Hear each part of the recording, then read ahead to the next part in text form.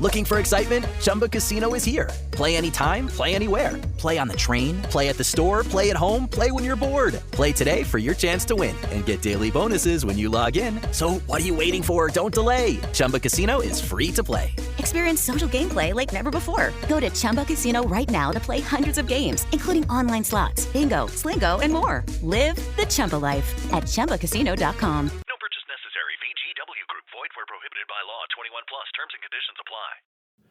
Good day and welcome to Predators Proclivity, the podcast where we look at data from the season for the NHL Nashville Predators and make comments upon it. I'm your host, Preston Proctor. Good win over a shootout win last night. Great.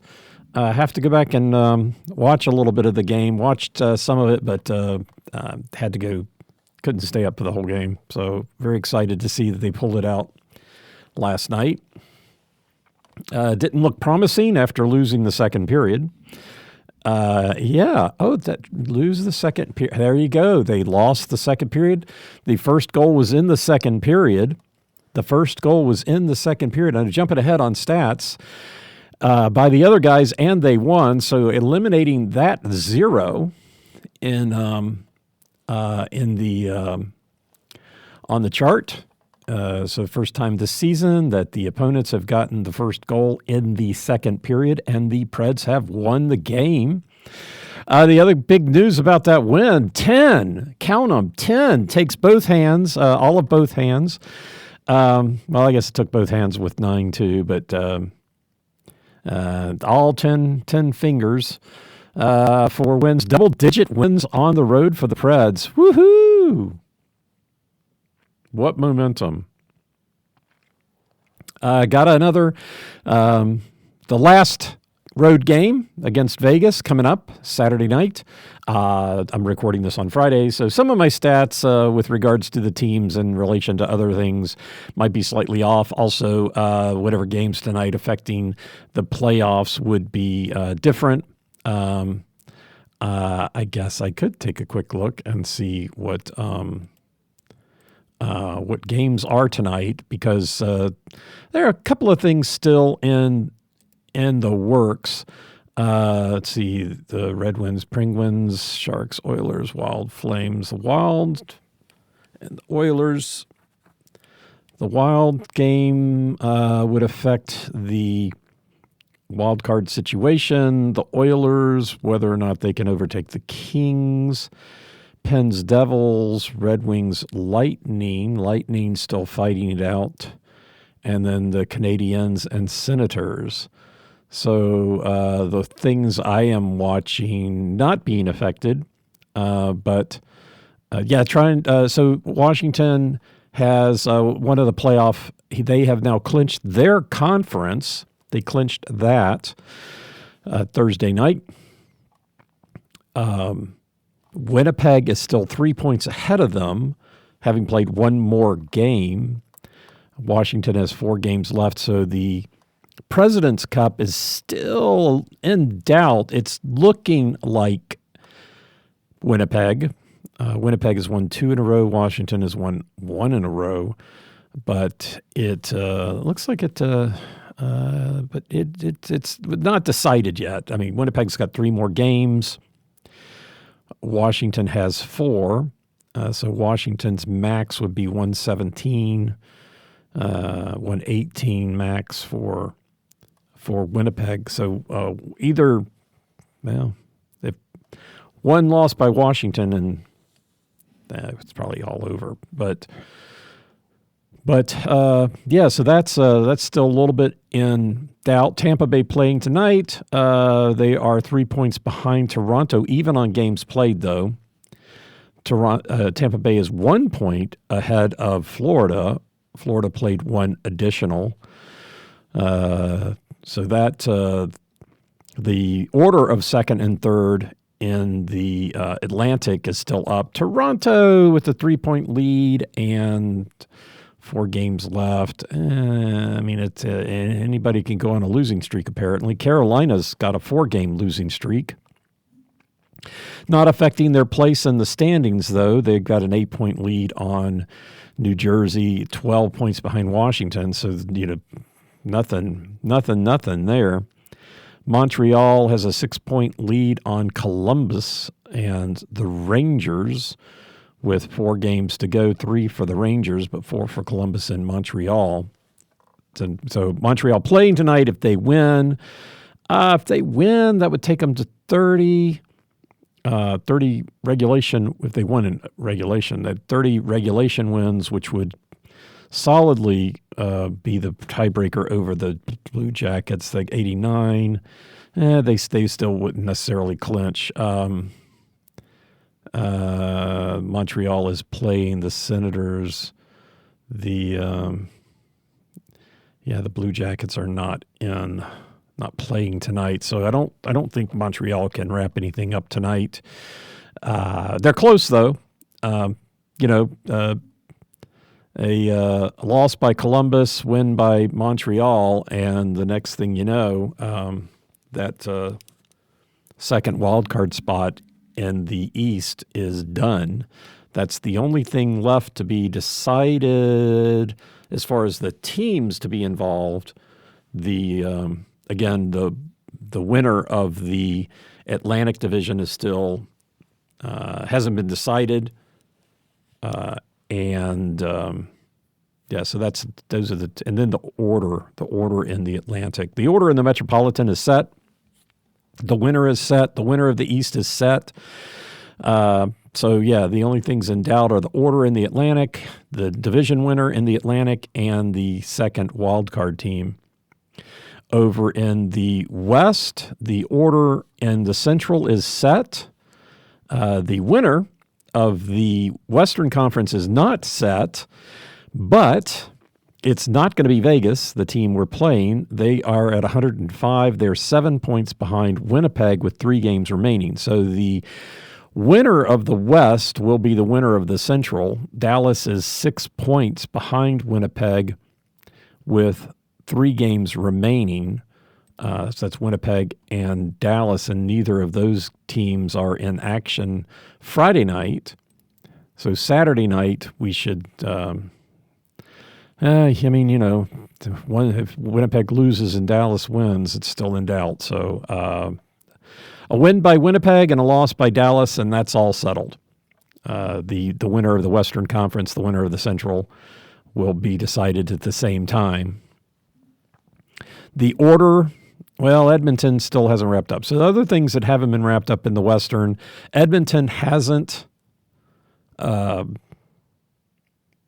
locked in their playoff position yet. They've got 95 points.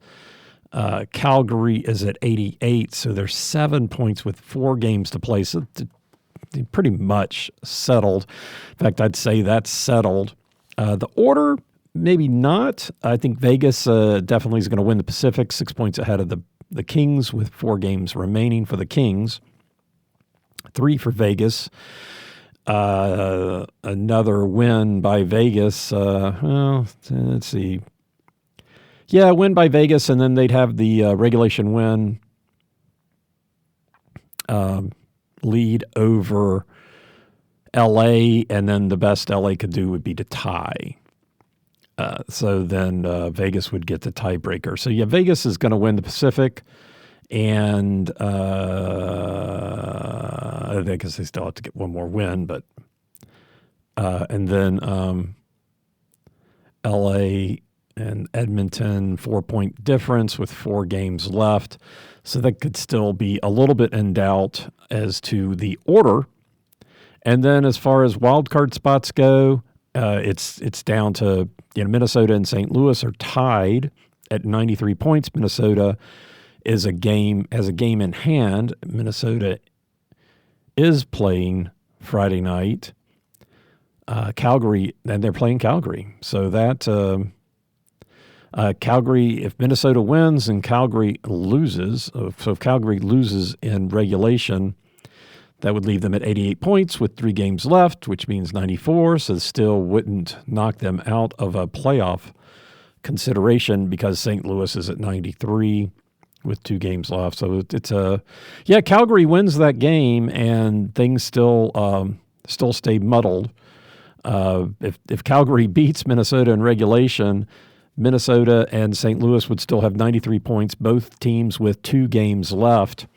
Calgary would be at 90 with 3 games left, so they'd be 3 points back with 3 games left. Yeah, I mean, that would add some excitement, wouldn't it? But anyway, so yeah, left to be decided in the West is the divisional winner for both the Central and Pacific. The winner of the Western Conference, the order in the of the 2 and 3 teams in the Pacific, and then the wild card teams and their order. The wild card 1 team will play Vegas, and the wild card 2 team will play Winnipeg. So depending upon whether you're good or bad against one of those teams, you might pull for your team losing and wind up in if your team is good against Winnipeg and not so much against Vegas, you might pull for your team to be the second wild card spot instead of the first wild card spot. You're going to be the visiting team throughout the playoffs regardless. So anyway, that is the playoff watch. We do have a signing. The Preds did sign left wing Navran Muter to a 1-year, 2-way contract extension. So he moves from being a restricted free agent this year to being a restricted free agent next year, which I think is the thing they also did with that goaltender. Was it Murray? So, Navran Muter now taken off the restricted free agent watch list. So that's the only change. Still 4 unrestricted free agents at the end of the year. 1, 2, 3 unrestricted free agent group 6 at the end of the year. And then 4, 5 restricted free agents at the end of the year, most notably Luke Evangelista. I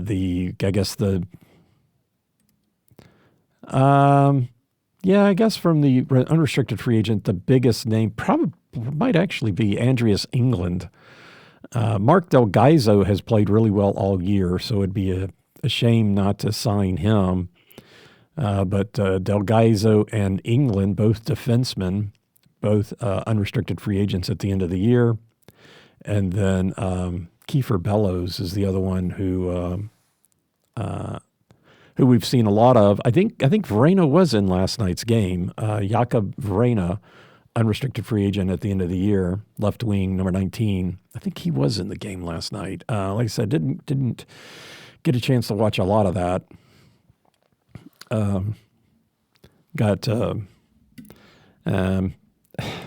So my wife and I have another podcast,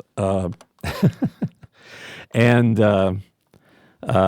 we cover a TV show, and the TV show is just starting a new season, and so we're having to do some background work and watch some other shows to get caught up on people, and so we're trying to fit that in too this week, so we can do our preview show this weekend. So I had to do some other things beside watching the game. I'll catch up on the game today or over the weekend. But yeah, so Vrana, I think, was in last night's game, and like I said, was a good win. But that is the the free agent watch, I guess. Vrana. Vrana was in the game last night. Yep. Okay. How to have fun anytime, anywhere. Step 1, go to ChumbaCasino.com. ChumbaCasino.com. Got it. Step 2, collect your welcome bonus. Come to Papa welcome bonus. Step 3, play hundreds of casino-style games for free. That's a lot of games. All for free? Step 4, unleash your excitement. Woohoo! Chumba Casino has been delivering thrills for over a decade. So claim your free welcome bonus now and live the Chumba life. Visit ChumbaCasino.com. No purchase necessary. VGW Group. Void where prohibited by law. 21 plus. Terms and conditions apply. All right, so the game Saturday night. Saturday night, the game is at even later, 9 o'clock. 9 o'clock Central Time because it's in Vegas. Vegas is on Pacific Time. And then Saturday night, Vegas, and then the last two games of the year, Monday and Wednesday, here in Nashville, 7 o'clock. But yes, Saturday night, 9 o'clock Central, the Nashville Predators visit the Vegas Golden Knights for the last time this season. It's game 3 of 3, the only one in Vegas, so roll the dice on that one. So far this year, the teams are 1-1. Nashville won 5-3 in Nashville, and Vegas won 3-1 in Nashville. Both games in Nashville. I guess I didn't repeat that many times. Vegas scored 3 goals in both of those games, and Nashville, they both scored 6 total. Vegas even, 3 in each, and Nashville 5-1 and 1 in the other. So it's be interesting to see how tonight's game goes. Last year, Nashville did have a winning record against them, 2-1, losing 1-4 in Vegas, but then winning 5-3 in Vegas and 5-4 in overtime in Nashville. Vegas is 48-22-9. At home, they are 28-9-3. That is the 5th best home record. Basically tied for 4th, but listed as 5th on the NHL site. They are first in the Pacific with 105 points, 6 points ahead of the Kings, who have played one less and have 4 games left.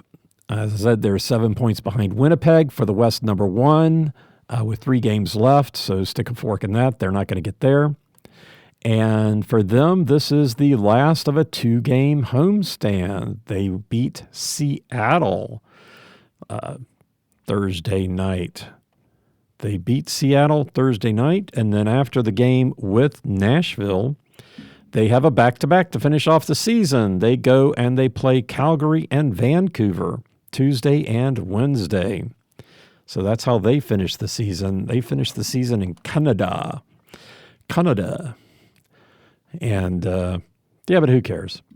They're not following them. They don't really have that tough of a end of schedule. So, their position is not in doubt. It hasn't been, official, but it's, necessarily official. So, but in general, they don't feel the need. They have to, really stand up against Nashville. So maybe we'll pick up another win. Personal changes for Vegas. They had the part of one trade, reported that last time, so I wasn't sure if I really needed to report it again. They got forward Riley Smith from the Rangers for forward Brendan Brisson and a third-round 2025 pick. Not much of note that I see on the stats, but they did give up a forward and a third-round pick this year. So not sure about that. As far as players injured, they have a long list of people who were injured. Thomas Hertl was one of them, but he's now off. He did play against Seattle, so he's back. He had been out since March 24th and then was day-to-day. When he went out, he was first in goals at 31. Now he's second, but he did play against Seattle, didn't score any goals. Notably, Alex Pietrangelo, defenseman number 7, day-to-day out. All of these players are currently expected to be back for the game, but whether they are or not, it's hard to say. Pietrangelo, first in time on ice, 22-24, so they will miss him if he's out. Jack Eichel, number 9, center Jack Eichel, day-to-day on the 9th. He's first in assists and points, 66 and 93, so they would miss him as well. Number 35 goaltender Ilya Samsonov is day-to-day, 16-9-3. So they'd be missing him. Of course, they did call up somebody, but yeah, you'd kind of like to have your regular backup. Number 14 defenseman Nicholas Haig, day-to-day, expected back. He's played 66 games, not much to note there. And then number 95 right wing Victor Olofsson, same thing, out a couple days, played 54 games. So not Samsonov or Haig and Olofsson, not that much on the stats, but Eichel and Pietrangelo definitely would be missed in the game. Hurdle is back. On the 10th, they did call up, something the Preds are not doing. They did call up number 26 right wing Alexander Holtz from the Henderson Silver Knights. He has played 50 games with them this year, so not sure why he was down, but he's back up. Called up, not recalled, but called up, so not sure about the terminology. For the Preds won. Hey, so they are 29-42-8. 10, 25-5 on the road. That's double-digit wins, people. Very excited. Preds are 7th in the Central Division, 66 points. No chance of that changing. 10 points ahead of Chicago and 19 behind Utah. Third worst record in the league. Their position not going to change. They're 7 points behind Philadelphia and Boston, and with the Preds with 3 games left, they can't do anything about that. Behind them, also in the league, is Chicago, so that's pretty much wrapped up. Did Chicago win? Chicago must have won because they've got a 5-point lead on San Jose now. 5-point lead. The Sharks have 4 games left. So I think that order is set now too. Chicago not tossing in the towel. They did win 1 in a row. The Sharks have lost 7 in a row. Let's see any other notable streaks. Montreal has won 6 in a row. That's about it. Carolina lost 4 in a row. That's notable since they're a playoff team. But yeah, so that's where the Preds are at. As far as this road trip, this is the end of a 2-game road trip. I'm not going to rag on the announcers again. On the road trip, the Preds are 1-0, having beaten Utah 4-3 in a shootout. Coming back to tie it up in the third. All right. Personnel changes. Marcia Schalt is back. He was back for the Islander game. Colton Sistons and Roman Yossi both out. Still expected back on 4/16, which is the Dallas game. We'll see how that goes. Yeah. Ryan Seacrest here. When you have a busy schedule, it's important to maximize your downtime. One of the best ways to do that is by going to ChumbaCasino.com. Chumba Casino has all your favorite social casino games like spin slots, bingo, and solitaire that you can play for free for a chance to redeem some serious prizes. So hop on to ChumbaCasino.com now and live the Chumba life. Sponsored by Chumba Casino. No purchase necessary. VGW Group. Void where prohibited by law. 21 plus. Terms and conditions apply. All right, which takes us to the road stats. So the Preds are 10-25-5 on the road. They did win Thursday night, did not get the first goal of the game, so that ticks up on the road when they do not get it to 3-21-3. 3-21-3 on the road when they do not get it. In the second period, which is where that first goal happened, they are now 1-7 when the first goal happens in the second period and the opposition gets it. When they get the first goal, they are 7-4-2, so that's a winning record. 3-3-2 if it's in the first, 4-1-0 if it's in the second. Another second period goal. The Preds got that the previous road game. They got the first goal and then lost the game. By period, winning by period. So let's see what happened last night. The Preds tied the first. They tied the first, lost the second. They tied the first and lost the second. They did. And then won the third. So that's different. Yeah. Yeah, that eliminates another 0 because they were tying the first and losing the second. They were 0-8-0. Now they're 1-8-0. That's happened 9 times. That combination is the highest combination here on the grid. To tie the first and lose the second, 1-8-0. Next up is a tie. Tying the first and tying the second has happened 6 times, and that's not a very good scenario for the Preds, 0-4-2.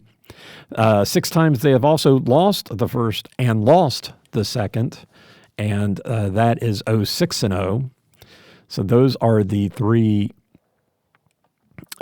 scenarios that happen the most between the combinatorics of the first and second period.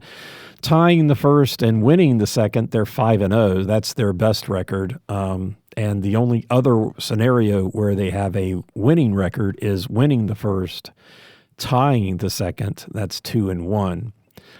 Losing records in every other combination. On the road, when they win the first period, they're 3-4. So last night they tied, so they went to 6-14. 1-12 when they lose. So all of those are losing records, regardless of the outcome of the first period. Losing records: 3-4 if they win it, 1-12 if they lose, 6-14 if they tie it. The second period does look better: 6-3 if they win it. 2-17 now if they lose it, which they did Thursday night. 2-10 if they tie. And then for the third period, 7-2 now when they win it. 1-16 if they lose it. 2-12 if they tie it. Taking out the empty nets, that becomes 6-4 when they win it. 3-2 when they lose it, and 1-14 when they tie it. So the winning goal last night, yeah, third period. After all of that discussion about how strongly the winning goal has been. Oh no, that was a shootout. The winning goal in the shootout. Sorry. They just won They happened to win the third period. Very exciting. So that's the first time. There's only been 2 shootouts for the Preds this season, right? And they've won both of them. Yeah. 12 games have gone to overtime, have been decided in overtime, and 2 games decided in a shootout. So 14 out of 79. That's pretty good number there. But on the road, 5 games have gone to overtime, and the Preds lost them all. So the shootout is a win, and they even got through a power play. They gave up a penalty kill. They gave up a penalty in overtime, which they did in one other game, and wound up losing that game on a power play goal, but did not give up a power play goal in overtime. That I really want to watch. And then the shootout, the only person to score was Forsberg. He was the third shooter for Nashville, and Utah decided to go first. And so the Preds won in a shootout last night. So that actually removes the 0 from that. So 3% of the time now on the road, the winning goal is in a shootout. But we don't. That's not really of note. 45% of the time, the winning goal is in the second. That's 18. Next up is 11 and 28% in the third. When the Preds win, all of a sudden now, hey, we got 10 wins, so it splits up pretty even. However many wins times 10 is your percentage. 50% of the time, the Preds are getting the winning goal in the second, 40% in the third, and 10% of their winning goals are scored in shootouts. When they lose, no comment. When they lose, 43% of the time, the winning goal is scored in the second period. That 13, next up is 7, so about twice as much in the second as the third. So 23% in the third. As likely in the first and overtime, 5 times each, so 17%. When the road team wins, 3% of the time, the winning goal is scored in the shootout. Yeah, that's funny. But yeah, so overall, when the road team wins 40% of the time, the winning goal is scored in the second period, 33% in the third. So very high percentages for the second and third, which is not really surprising there. Goal scoring. Let's switch over to goal scoring, which is bad. Yeah, the Preds did what they gave up 2 in the second, scoring 1. So that exacerbated the gap in the second period. It's now 18 goals differential, 35 for the Preds, 53 for the opposition. The highest goal differential on the road. In the first and third, it's now 15. So yeah, 30 to 45. The Preds did outscore the opposition in the third period 2-1. So that closes the gap to 15. Even taking out the empty net goals, it's still 10, 24 to 34. So the Preds are being outscored in every period. When they lose, they're being outscored by 2-1, 15 to 32 in the first. In the second, it's like 2.5 to 1, 17 to 43. And then similarly in the third, 15 to 39. So when they lose, they're being outscored basically 1.5 to 4, 1.6 to 4. Yeah, overall on the road, they're scoring 88 goals, giving up 140. When they win, at least, hey, and 10, yeah, 10 makes all these numbers easily divisible. When they win, they've scored 41 goals and given up 21, so an average of 4.1 to 2.1. When they lose, 47 to 119. So win or lose, the Preds have scored 40-some goals, 41 when they win, 47 when they lose. It's kind of interesting. 1.6 when they lose, 4 for the opposition. And taking out the empty net goals does reduce that a bit. But in general, the opposition is scoring 3.2 goals on the road to the Preds 2.1. Again, that's taking out the empty nets. Leaving in the empty nets, it's 2.2 to 3.5. So, yeah, let me take a quick look here. It is kind of interesting. Taking a look at the minimum number of goals scored in the different periods when on the road and away and when they lose, there's, the minimum goals in a period you expect to be 0, but it's not. When they win on the road, now granted 10 goals, so it's not a huge minimum.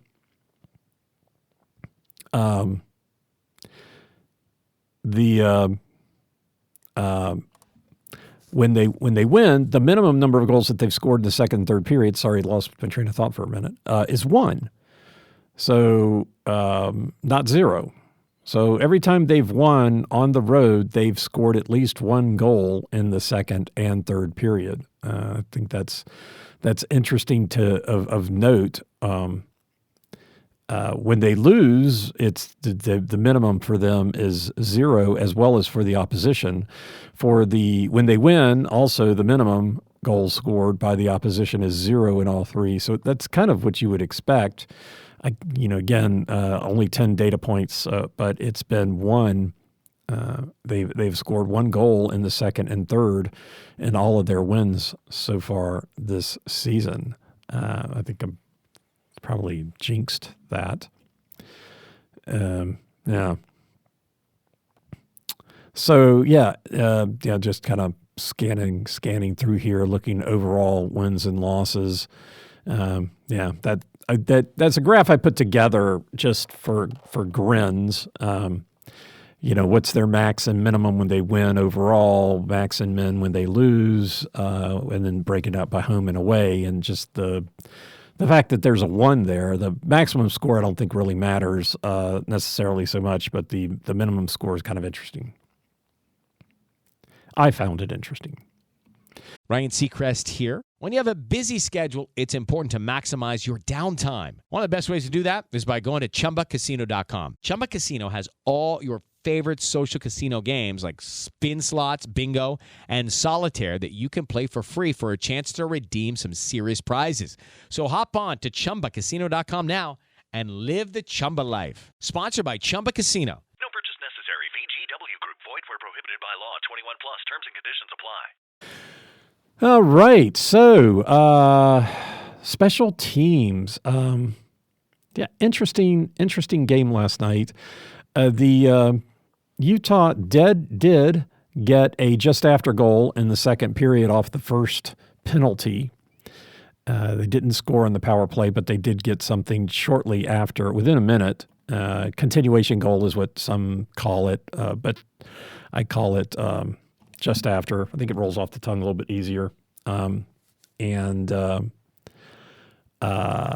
Preds also got two power play goals, one in the second, one in the third. Did pretty well again on the road last night, or on the road in the second period. The Preds are running at a 30% clip on their power play, 13 goals on 44 opportunities. That's the best number across the board. The first period at home is 29%, and that's 10 on 34. So 13 on 44 is the best. It's the highest number of goals for the Preds in any period. The opposition has scored 14 in the second period. Their percentage is 27 because they have had 7 additional opportunities, 14 goals on 51. In general, the Preds do really good on the penalty kill in the first period on the road, giving up 3 goals on 45 opportunities, so 7% of the power plays have had scores on them, and 20% in the third, 7 goals on 35 opportunities. The Preds' power play in the first and third is a little anemic. It did tick up. They did get that power play goal the other night, so they're at 11% now, 5 goals on 47 opportunities. On the road, the Preds have had more opportunities in the third than the second, which is kind of weird.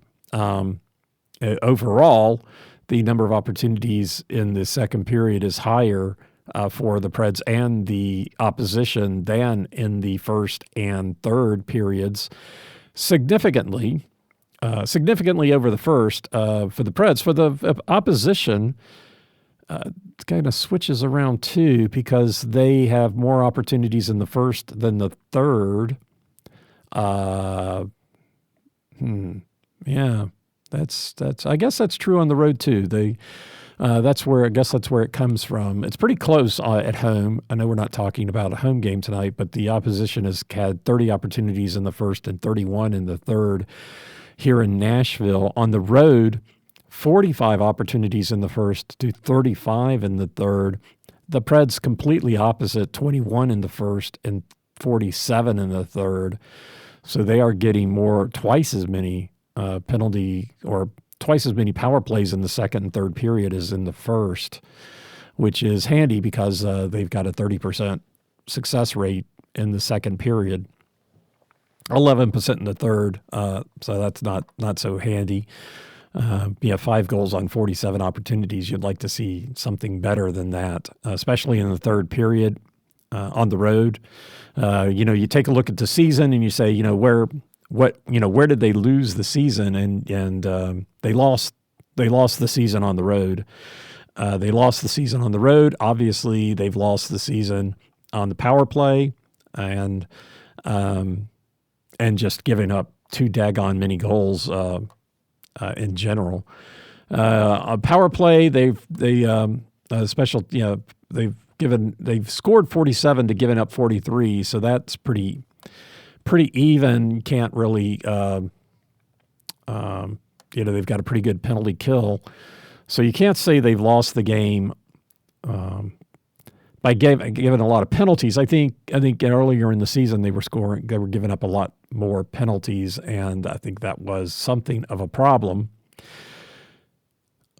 Speaking of that being a problem, let's take a look at the matchups, because the Vegas is one of the better teams in both power play and penalty kill, and also scoring goals and not giving up goals. So they are 6th in the league in scoring and 29th in goals against, kind of exactly opposite of the Preds, 32nd goals for and 8th goals against. So definitely changing places there. They are even in goals scored in the first and second, scoring 78 and 77.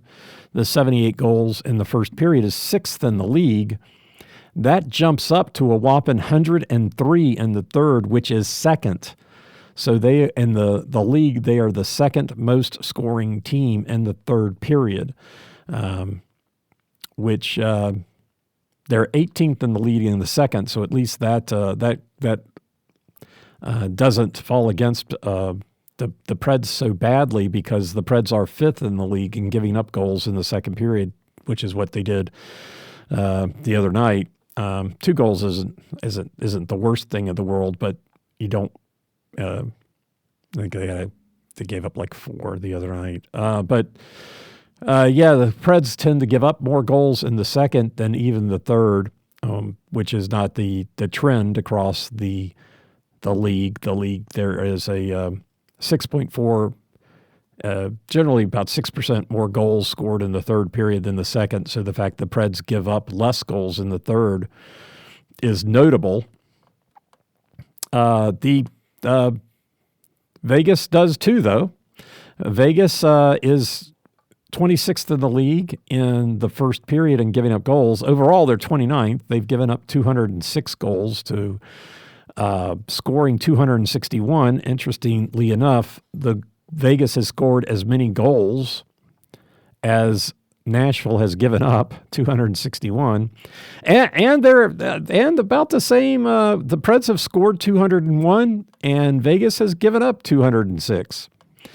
That's interesting. The first period, both of these teams are stingy, bottom half of the league. Vegas has given up 60, Nashville 66. Had remained true against Utah. The Preds do bounce up to 97 in the second period, which is 5th in the league, and then calms down a tad to 90, 11th in the league in the third period. The Vegas is 31st in the league in scoring in the third period, so they don't give up a lot. On the power play and penalty kill, let's see, we'll talk about the penalty kill first. Vegas is 23rd, so they don't have the best penalty kill, bottom half of the league. The Preds are 8th. Vegas 76.4%, 39 goals against on 165 opportunities, and have scored 6 shorthanded goals. The 165 opportunities on the penalty kill is the lowest in the league. The 39 goals against is 27th, so I guess that's at least that's in line with where they're at. 16th in the league in scoring, shorthanded, so middle of the road. The Preds, on the other hand, 81.3% success rate, 43 goals against on 230 opportunities. The 43 goals against is 19th in the league, and 230 opportunities is 9th. So they're 8th in the league and 9th at most giving up penalties. So they're on the right side of that equation. They have only scored one shorthanded goal this year, so that puts them last in the league. But otherwise, interesting. I should have taken a look to see the teams that have the most shorthanded goals if they are really bad on the penalty kill. I guess you'd have to say the percentage shorthanded goals to opportunities. They're 6th to 165 opportunities. It's probably pretty good. I didn't think to look that up. On the power play, the Vegas is the top team in the league. They were when we met them before. They've ticked down a percentage, but they're 29.1% now, 52 goals for on 179 opportunities, which is 179 opportunities, 31st in the league. So they are the Vegas games are not filled with penalties. At least the least number of penalties in the league. 52 goals for is 11th, so they're on the right side of that equation, 31st in the league in number of opportunities, but 11th in goals scored. That's why they're first in the league. They have given up 3 shorthanded goals, which is last in the league. So their power play is pretty solid. The Preds, on the other hand, 17th in the league on the power play, 21.8%, 48 goals for on 220 opportunities, so 4 less goals for on 41 additional opportunities, and they have given up 5 shorthanded goals, which is 22nd. So that's, still not terrible. I always hate those shorthanded goals, and they gave one up the other night. Nashville, the 48 goals for is 16th in the league, and the 220 opportunities are 14th in the league. So that's the numbers, kind of run similar. They kind of prefer Vegas's numbers on all that. On the power play, not the penalty kill. So Ryan Seacrest here. When you have a busy schedule, it's important to maximize your downtime. One of the best ways to do that is by going to ChumbaCasino.com. Chumba Casino has all your favorite social casino games like spin slots, bingo, and solitaire that you can play for free for a chance to redeem some serious prizes. So hop on to ChumbaCasino.com now and live the Chumba life. Sponsored by Chumba Casino. No purchase necessary. VGW Group. Void where prohibited by law. 21 plus. Terms and conditions apply. From a goaltending standpoint, Vegas is Aiden Hill, 31-13-5, was getting about 1.5 to 1 of Ilya Samsonov's games. Samsonov is 16-9-3. He's injured, though. Akira Schmid is now the backup until Samsonov comes back. Schmid is 1-0-1, and he did play when they didn't play in a back-to-back situation. So that seems like they are not shy about having him play, which good for them, good for him. This year, earlier this season, Samsonov was in goal when they lost 3-5 in Nashville. Hill was in goal when they won 3-1 in Nashville. Last year, 3 different goaltenders faced the Preds. Thompson was in the first game, which was the win for Vegas. Hill was in the second game, which was a 3-5 loss for them. And then Patera in goal for the third game, another loss in overtime, 4-5. And they couldn't all be in Vegas. One of them had to be in Nashville. Hill, I guess it was the second game. No, the last game. That's right. There we go. Pick up my notes. Schmidt did play Tuesday, a 2-3 shootout loss to Colorado. Hill was in goal Thursday night, the win 2-1 over Seattle. But I don't expect to see them playing Schmid that much. If I remember right, they do have a back-to-back situation coming up to end the season. Tuesday, Wednesday. I'm guessing Samsonov will probably be back for that. So I don't see Schmid playing. So yeah, I'm pretty sure Hill versus Nashville tonight, Saturday night. For Nashville, UC Saros, 19-30-6. At this point in time in the season, looks like they're alternating with Justice Anunen. He's 9-10-1. Anunen was in goal for both of the games earlier, so he's 1-1 against Vegas this year. Last year, Saros was in the first and last game, so he was 1-1, losing 1-4 in Vegas and winning 5-4 in overtime in Nashville. Lankinen was in goal in the middle game, so he was 1-0. And then Anunen did not play versus Vegas for Colorado last year. Saros was in goal against Utah, so I'm expecting we'll see Anunen versus Vegas, and that way he'll have played all 3 games against Vegas this year. All right, who else should we be looking for? Well, Thomas Hertl is back. He's second, was first in goals, 31 goals so far. Jack Eichel is injured. Mark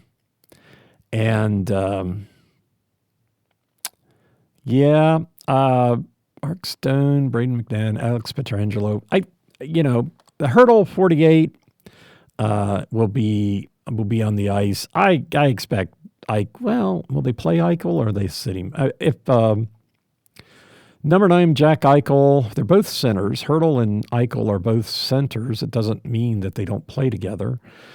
But Eichel and Hertl, number 48 and number 9, those would be the 2 guys I think I would pay attention to. Ivan Barbashev has the highest shooting percentage, 20.4%, which makes you stand up and note. 22 goals on 108 shots. That is very noteworthy. And then Braden McNabb, the thing that's interesting about Braden McNabb, he's plus minus at 39. He scored 19 points. He's got the highest plus minus on the team at 39. He's a defenseman, and he plays 20 plus minutes a game. So that's good for him. Braden McNabb picked up by Vegas in the expansion draft from the Kings. The Kings left him unprotected. Not sure why. Another reason to think Rob Blake's an idiot. I think Rob Blake was in that position then, but maybe he wasn't. Eichel, Pietrangelo injured. Not sure if they'll be playing or not. Listed as injured. So 48 and 49. 48, 49, and then 9 if Eichel is in. So I'd say those are the 3 players to keep your eyes on primarily. For the Preds, it's all 9s. 9. 9 and 9. 9 Jack Eichel, 9 Philip Forsberg. Forsberg is first in everything. Goals, assists, points, time on ice, no. Shots, not time on ice, and not plus minus. But 91, Stamkos is second in goals. Marchessault is second in points and second in shots. And then Ryan O'Reilly, fourth in everything. So, if you're watching the Preds, those guys are on the ice. Something more likely than anything is going to happen, especially Forsberg, just a very talented player. Got the game winner.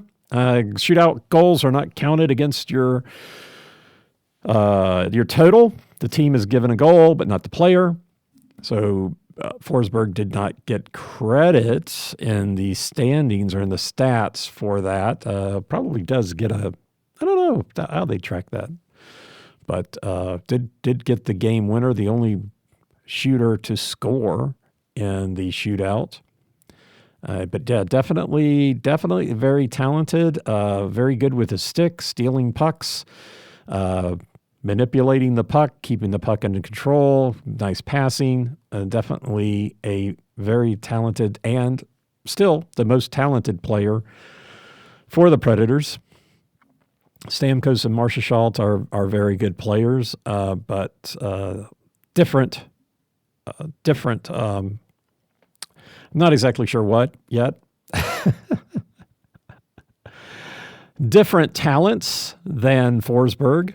Forsberg, an elite player, and as far as skill goes. In our plus-minus watch, Blakenberg is now down to 4. So hopefully he can stay above 0 for the season. And, let's just keep that on a positive note there. And Stamkos in April here, 4 goals and 3 assists on 11 shots. So his shooting percentage in April is pretty good. 4 goals on 11 shots. So it's better than 33%. I mean, because at 4 and 12 would be 33, and I'm not going to do the math right now, and I didn't do the math before I got in here. But 4 goals on 11 shots in April for Stamkos. Otherwise, momentum. Vegas won Thursday after a shootout loss to Colorado. They did have a 6-game winning streak to end March and are 7-2-1 in the last 10. They're going to win the Pacific. They're going in as the number 2 seed in the West. And so they got some pretty good mo right now. And ending the season, against Nashville, Calgary, and Vancouver, they could be playing a more difficult schedule. They could be playing a more difficult schedule. They may have a problem focusing. Let's hope so. Not really a Vegas fan. Not a Vegas fan. Let's just leave it at that. For Nashville, have won the last two in extra time, overtime, and then a shootout after a 6-game losing streak, and are 3-7-0 in the last 10. So, don't have a lot to play for here at the end of the season, but got a tough matchup. Vegas, Utah, and then Dallas. So Utah's been eliminated, but Vegas and Dallas are both playoff-bound teams. Dallas could be the number 1 seed in the Central, which would put them the number 1 seed in the West. They're going to have to win the bulk of their games in order to do it. In fact, I think they have to win all of their games, and that's highly unlikely. So it's they're playing Utah Saturday, Detroit on Monday, and then Nashville. They did just lose to Winnipeg, which doesn't advance their attempt to win the conference, but win the division. Winnipeg ends their season with Chicago, Edmonton, and Anaheim, so they don't have too tough of a schedule there. Nashville's got like the toughest schedule here at the end of the season. Vegas and Dallas, with Utah thrown in there. Utah, a pretty decent team, and wow. So for a team that's not headed to the playoffs, got a tough 3-game schedule here. So there's no way to take your eye off the ball. You've been playing without playoff aspirations for months now. So you've got to, whatever's motivating you is motivating you. And I think it looks pretty good for Nashville. Anyway, so that is that. The Nashville Predators are in Vegas for the one time this year to take on the Golden Knights in their beautiful arena. If you ever go to Vegas and you're there during hockey season, you don't have to be a Vegas fan. You don't have to be a fan of the other team. But do recommend at least going by. It's if you get a tour of it. I think you get a tour of it. It's a nice facility. It's a nice facility. They do a really good job there, and the pre-game parade is very fun. So definitely recommend checking it out if you're in Vegas. So there you go. The Preds will not be checking out the pregame parade because they'll be getting ready for the game. And anyway, so that is Saturday night in Vegas. Go Preds. Thanks for listening. I'm Preston Proctor, and you've been listening to Predators Proclivity. Hey, it's Ryan Seacrest. Life comes at you fast, which is why it's important to find some time to relax. A little you time. Enter Chumba Casino. With no download required, you can jump on anytime, anywhere for the chance to redeem some serious prizes. So treat yourself with Chumba Casino and play over 100 online casino-style games, all for free. Go to ChumbaCasino.com to collect your free welcome bonus. Sponsored by Chumba Casino. No purchase necessary. VGW Group. Void where prohibited by law. 21 plus. Terms and conditions apply.